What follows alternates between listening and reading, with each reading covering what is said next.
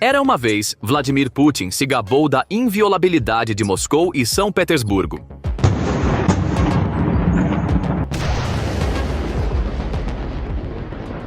No entanto, a Ucrânia destruiu essa inviolabilidade da noite para o dia.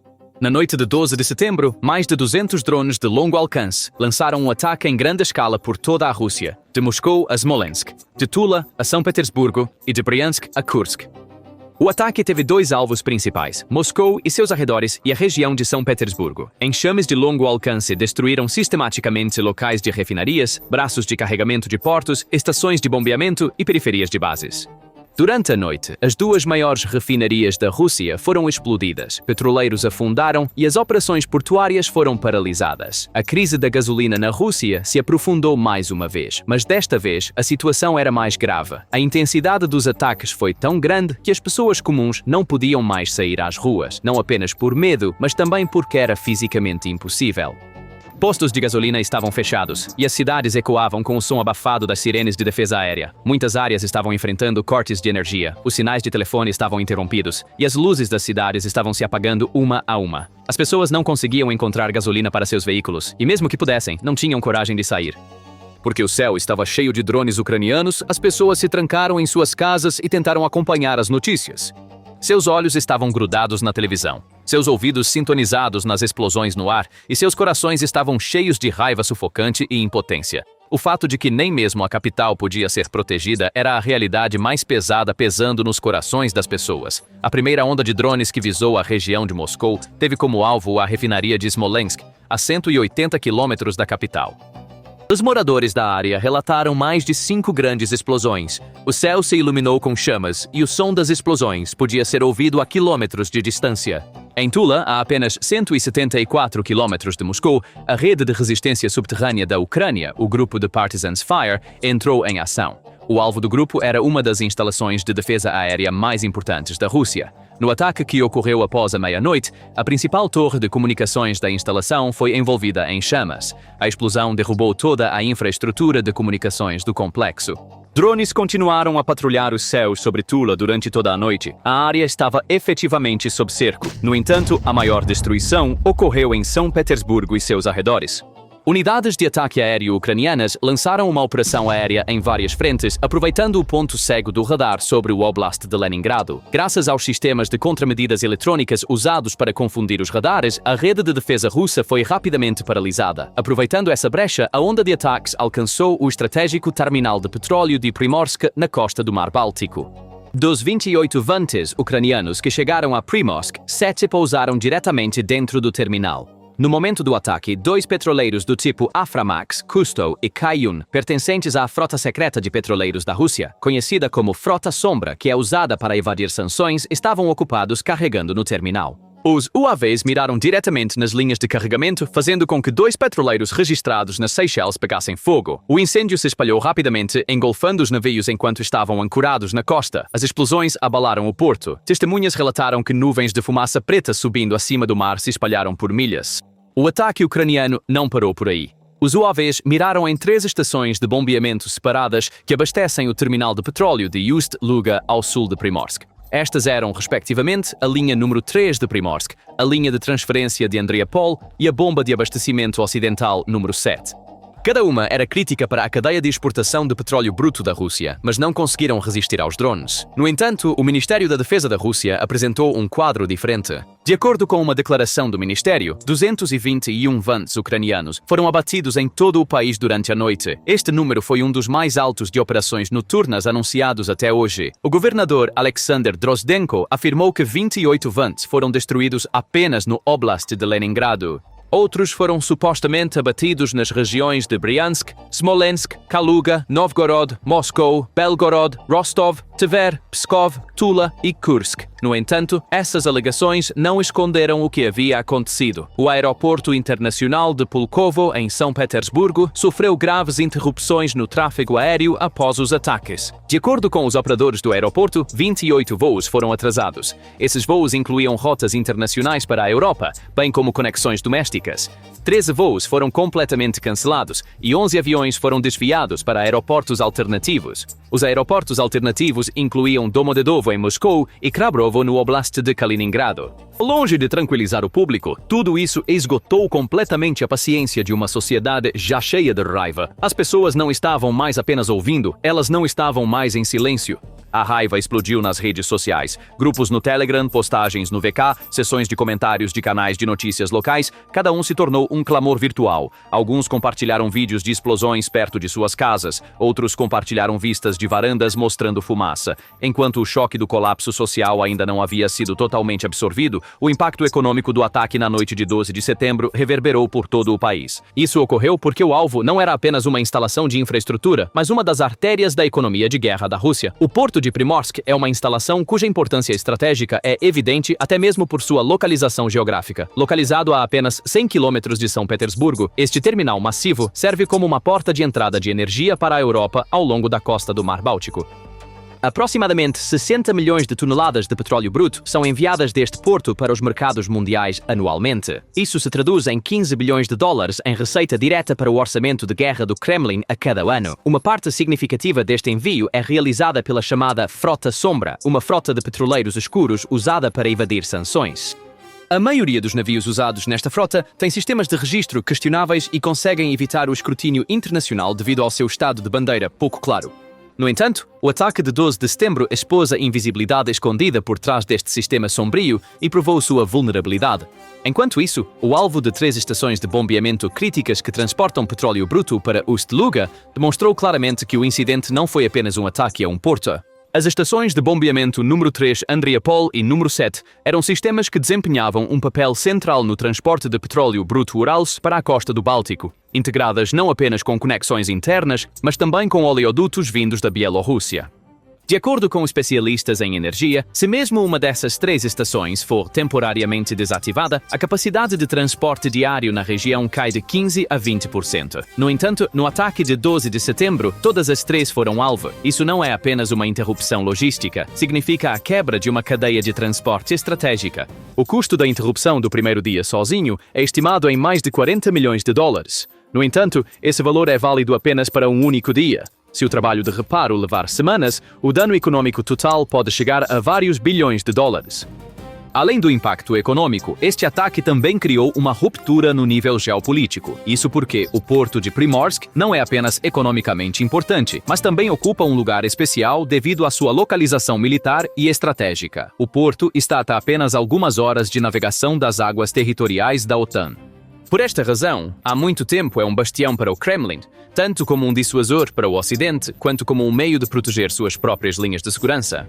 O ataque direto da Ucrânia a esta linha transmite 3 mensagens claras. A primeira mensagem para Moscou: nenhum lugar é seguro. Se os UAVs ucranianos podem alcançar Primorsk, eles também podem penetrar em outros centros econômicos, militares e logísticos no coração da Rússia com a mesma capacidade. Isso não é apenas um ataque, é um desafio direto à narrativa de segurança do Kremlin. A segunda mensagem é para a Europa. Esta guerra está nas suas fronteiras. Finlândia, Estônia e Letônia estão localizadas a apenas alguns quilômetros além de Primorsk.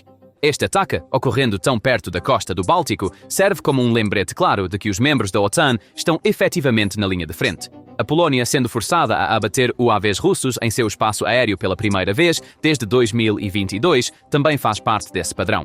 A guerra não está mais confinada ao território ucraniano. Penetrou no tecido da segurança europeia. A mensagem final é para os mercados globais de energia. O petróleo russo já não é uma mercadoria segura para negociar. O fechamento ou a interrupção de um terminal como o Primorsk afeta não apenas a economia russa, mas também as cadeias de abastecimento globais, desde prémios de seguro até acordos de frete.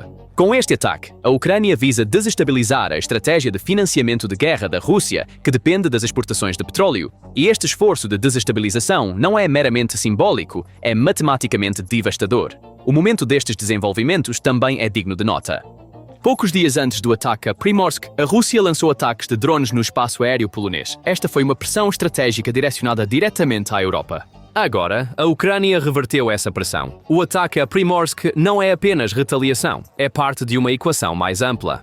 A Ucrânia está tanto punindo a Rússia internamente, quanto enviando uma mensagem à Europa de que o escopo geográfico da guerra está se expandindo e essa expansão não se limita ao espaço aéreo. O que antes era considerado a área mais forte da Rússia já não é mais uma arma, está gradualmente se tornando uma área de fraqueza. A rede de petroleiros, conhecida como Frota Sombra, já está sob pressão das sanções ocidentais. Problemas para obter seguro, dificuldades em encontrar navios e o aumento dos custos de escolta marítima já estavam levando este sistema ao limite. Agora, os ataques terminais da Ucrânia foram adicionados a esses desafios. Em outras palavras, o Kremlin agora enfrenta grandes lacunas de segurança não apenas na venda de petróleo, mas também em levá-lo ao porto e para fora do porto. Enquanto Vladimir Putin lida com essas lacunas de segurança, ele também está sofrendo um grande golpe do Japão.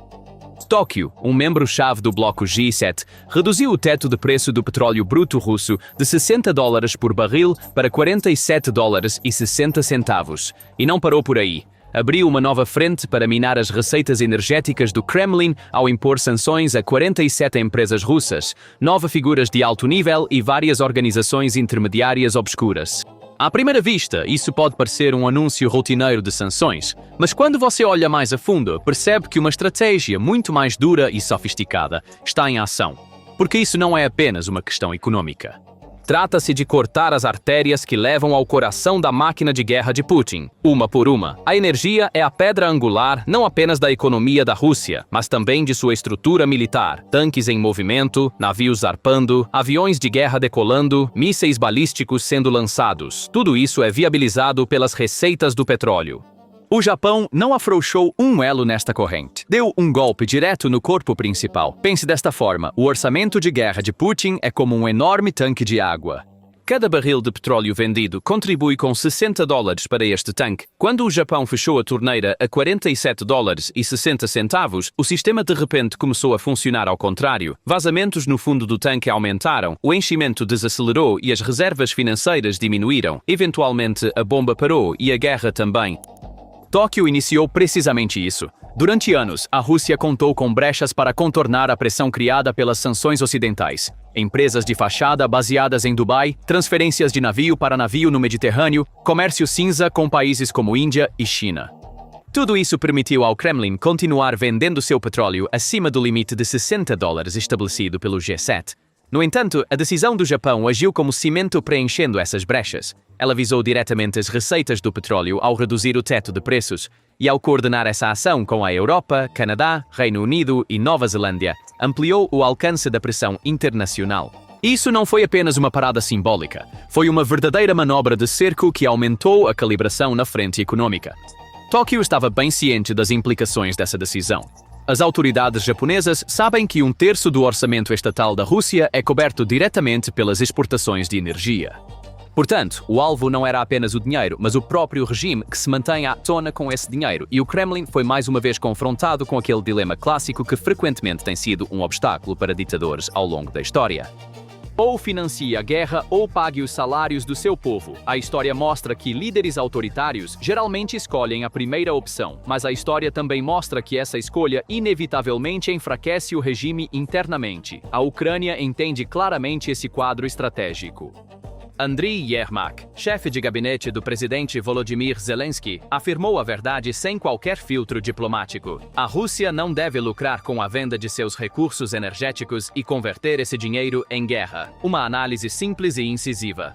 Porque cada barril vendido, cada rublo ganho, significa outro ataque de míssil em Donbas, outro UAV Shahed sobre Kharkiv, outra perda de vida em Zaporizhia. A redução de preços do Japão tornou-se um dos passos mais concretos para quebrar essa cadeia. Portanto, o governo de Kiev não está apenas recebendo esse passo com satisfação, mas também está ativamente fazendo campanha para pressionar Washington e Bruxelas a tomarem medidas ainda mais agressivas. A ação do Japão foi uma jogada estratégica que veio no momento certo antes do próximo 19º pacote de sanções da União Europeia. Mas, mais importante, essa decisão está mudando a narrativa global. Durante décadas, a Rússia usou o petróleo como uma ferramenta de pressão. Enviou ao mundo a mensagem: vocês não podem viver sem mim. A Europa acreditou nessa ilusão. No entanto, a resistência da Ucrânia e as políticas energéticas reestruturadas do Ocidente expuseram esse mito como um blefe. O Japão agora está colocando as cartas que expõem esse blefe na mesa. Reduzir o teto do preço do petróleo não é apenas uma restrição financeira, é um sinal claro para os mercados asiáticos. A mensagem para a Índia e a China, em particular, é muito clara. O petróleo de Putin agora não é apenas descontado, mas também sujo, politicamente tóxico, economicamente arriscado, moralmente insustentável. E aqui está a ironia. Enquanto a Rússia joga suas últimas cartas para oferecer petróleo bruto barato aos mercados mundiais, a gigante de defesa com sede na Alemanha, Rheinmetall, está montando novas linhas de produção em solo ucraniano. Estas fábricas estão planejadas para produzir não apenas munição, mas também sistemas terrestres modernos, veículos blindados e soluções de artilharia para o exército ucraniano. Ao mesmo tempo, a produção de veículos aéreos não tripulados da Europa está superando os volumes de fornecimento dos Estados Unidos pela primeira vez, mudando fundamentalmente o equilíbrio da economia de defesa no continente. Em outras palavras, enquanto as esperanças de Putin por barris baratos se espalham pelos mares, as linhas de munição da Ucrânia estão renascendo no coração da Europa. Enquanto a Rússia está sangrando financeiramente, a Ucrânia não está apenas resistindo, mas também se fortalecendo ao aprofundar sua capacidade logística e de produção. No entanto, há uma peça faltando neste cenário global: os Estados Unidos. O presidente Donald Trump está insinuando a possibilidade de novas sanções. Durante sua campanha eleitoral, ele está pressionando seus aliados e ameaçando a Índia com tarifas. Mas essas não são as ferramentas que acabarão com a guerra. Guerras não são paradas por palavras, mas por dinheiro. E Washington agora ou apertará o laço financeiro agindo em conjunto com Tóquio e Bruxelas, ou permanecerá fora do cerco econômico da Ásia e Europa e verá sua influência global desaparecer.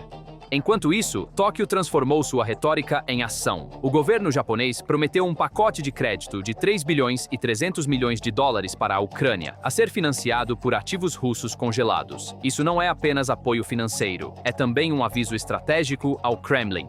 Porque esta decisão é a prova de que o mundo livre aprendeu agora a transformar seu próprio poder econômico em uma arma contra Putin. Considere a seguinte analogia. O petróleo já foi a força vital da economia de guerra da Rússia. Cada barril era uma nova bala para o arsenal do Kremlin. Cada petroleiro, um foguete a ser lançado em Donetsk. Mas hoje, as coisas mudaram. Cada vez que o preço por barril cai, o reservatório financeiro da Rússia seca um pouco mais.